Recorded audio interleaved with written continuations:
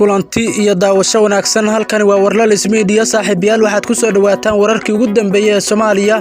qodobada aad daawo doontaan haddii Allah wadada laga helo waxa kamid noqonaya madaxweyne Farmaajo oo maalmaha soo socda tagi doona dalka dibadiisa iyo qorshaha safarka madaxweyne Farmaajo muxuu yahay halkan ayaan kula wadaagi doonaa saaxiibayaal dawladda federaalka ee Soomaaliya oo ka dabacday mowqifkoodii ku aadanaa qorshaha ciidamada AMISOM ee Soomaaliya maxay tahay sababta keentay bedelida fikirkii hore ee dawladda federaalka ee Soomaaliya ra'iisul wasaaraha xukuumadda federaalka ee Soomaaliya oo maalmaha soo socda safar mar kale ku tagi doona maamul goboleedyada dalka gaar ahaan magaalooyinka lagu qabanayo doorashooyinka golaha shacabka ee baarlamaanka Soomaaliya maxay tahay sababta ku soo beegtay xilligan safarka Rooble maamulka Puntland oo gabi ahaanba ka hor yimid mashaariic ay saxiixday dawladda federaalka ee Soomaaliya maxay tahay cabashada maamulka Puntland halkan ayaan kula wadaagi doonaa saaxiibayaal haddii ay tahay markii ugu horeysay aad soo daawato channelkan saar subscribe gambalaalka furo siina share garay si aan u helno saaxiib wanaagsan oo adiga oo kala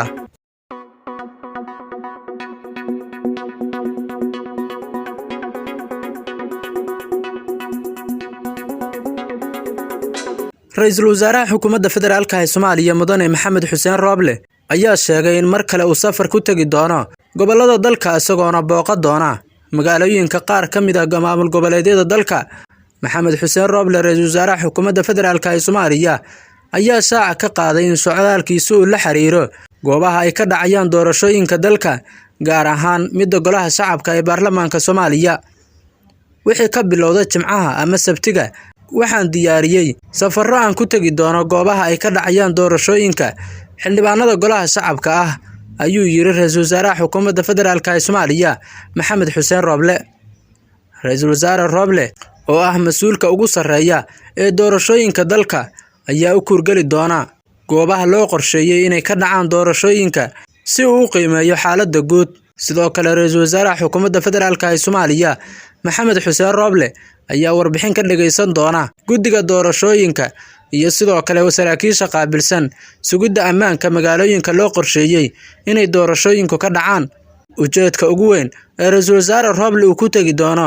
magaalooyin kamid ah gobolada dalka ayaa waxa uu la xiriiraa sidii loo dardargelin lahaa doorashooyinka golaha shacabka ee baarlamaanka Soomaaliya kuwaasi oo haatan ka furmay magaalada Muqdisho ee caasimadda Soomaaliya doorashadan ayaa ah mid xiiso badan kana adag midii aqalka sare ee baarlamaanka Soomaaliya maadaama xildhibaanada cusub ay soo xulayaan ergo gaaraysa 101 xubnood si kastaba Soomaaliya ayaa waxa ay wali ku jirtaa xaalad kala guur ah oo ay ka dhalatay daaha doorashooyinka dalka ee 2021 kuwaasi oo haatan maraya meel wanaagsan waxaana la filayaa in dhawaan la soo gabagabeeyo doorashada xildhibaanada golaha shacabka ee baarlamaanka Soomaaliya kuwaasi oo dhowr jeer hore dib u dhac uu ku yimid doorashadooda madaxweynaha muddaxileedkiisu dhamaaday Maxamed Cabdullaahi Farmaajo ayaa lagu soo waramayaa in maalmaha soo socda uu u bixi doono safar dalka dibadiisa ah kaasi uu ku tagi doono dalka Uganda sida uu xaqiijiyay wasiirka arrimaha dibadda Soomaaliya Maxamed Cabdirasaaq Maxamuud oo la hadlay laanta afka Soomaaliga ee BBC-da ayaa sheegay in Farmaajo uu magaalada Kampala uga qayb gali doono shirweynaha looga hadlayo xaaladda Itoobiya iyo sidoo kale dalka Suudaan kaasi oo qabsoomaya 15 bisha aynu ku jirno ee November sanadka 2021 wasiirka arrimaha dibadda Soomaaliya ayaa shaaca ka qaaday in shirkaasi sidoo kale uu tagi doonaan dhammaan dalalka dhaca bariga Afrika ee ku jira urur goboleedka IGAD 15 November magaalada Kampala waxaa ka dhici doona shirweyne isugu yimaanayaan urur goboleedka IGAD oo uu ka qayb gali doono madaxweynaheena waxaana looga hadlayaa inqilaabka ka dhacay Suudaan iyo sidoo kale xaaladda Itoobiya ayuu yiri wasiirka arrimaha dibadda Soomaaliya oo la hadlay laanta afka Soomaaliga ee BBC-da sidoo kale wasiirka arrimaha dibadda ayaa tilmaamay in muhiimadda shirkaasi uu yahay sidii looga hortagi lahaa colaadaha iyo qalalaasaha dhiigu ku daatay ee ka jira labada dal waa Itoobiya iyo sidoo kale Suudaan Maxamed Cabdirasaaq Maxamuud oo hadalkiisa sii wata ayaa xusay in Soomaaliya ay ku baaqayso in wax waliba lagu dhameeyo miiska wada hadalka isla markaasina la joojiyo gacanka hadalka safarka Farmaajo ee Kampala ayaa waxa uu ku soo aadayaa xilli xasaasi ah isla markaasina ay Soomaaliya ku jirto xaalad gala guura iyadoona dalka ay ka bilowdeen doorashada xildhibaanada golaha shacabka ee baarlamaanka Soomaaliya. Si kastaba ha ahaatee, madaxweynaha muddaxireedkiisu dhammaaday Maxamed Cabdullaahi Farmaajo ayaa saaxiib dhow la ah ra'iisul wasaaraha dalka Itoobiya Abiy Ahmed Cali oo haatan dagaal qaraar kula jira jamhadda hubeysan ee TPLF. Dowladda federaalka ee Soomaaliya ayaa ka dabacday mowqifkeedii ku aadanaa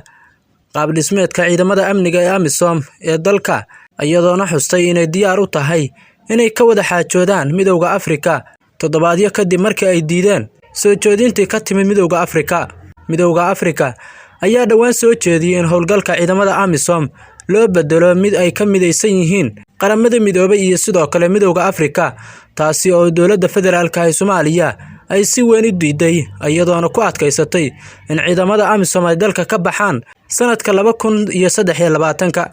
hase yeeshee wasiirka arrimaha dibadda Soomaaliya Maxamed Cabdirasaaq Maxamuud oo ka hadlay kulan uu la qaatay 15 xubnood oo golaha ammaanka iyo nabadda Midowga Afrika oo ka dhacay magaalada Muqdisho ayaa muujiyay mowqif dabacsan iyo inay diyaar u yihiin in laga wada xaajeedo arrimaha u dhaxeeya Soomaaliya iyo sidoo kale Midowga Afrika. Wasiirka arrimaha dibadda ee Soomaaliya Maxamed Cabdirasaaq Maxamuud ayaa si kastaba ku eedeeyay Midowga Afrika inay ka gaabiyaan inay tixgeliyaan soo jeedintii Soomaaliya ee ku aadaneed qaabka loo marayo ka bixitaanka ciidamada AMISOM ee dalka Soomaaliya, balse waraysi uu bixiyay kadib kulanka uu la qaatay wafdiga ka socday golaha ammaanka iyo sidoo kale nabadda ee Midowga Afrika, waxa uu wasiirku sheegay in Soomaaliya ay ku habboon tahay wada hadal oo kaliya, isla markaasina aysan cid ku qasbi karin wax aysan rabin. Soomaaliya ayaa ka soo horjeesatay soo jeedintii Midowga Afrika ee ku aadaneed in la geeyo ciidamo xasilina oo ka socda Midowga Afrika iyo sidoo kale qaramada midoobay si amniga Soomaaliya ay uga wareegaan ciidamada howlgalka AMISOM bisha December sanadka 2022. Si kastaba ha ahaatee, Soomaaliya ayaa ku gacan saartay hindisahaasi, waxayna taas beddelkeeda ku dhigtay qorshe ay wadeen dowladda federaalka ee Soomaaliya iyo sidoo kale madaxda dowlad goboleedyada dalka sanadkii 2018 oo loogu magac daray qorshaha kala guurka Soomaaliya.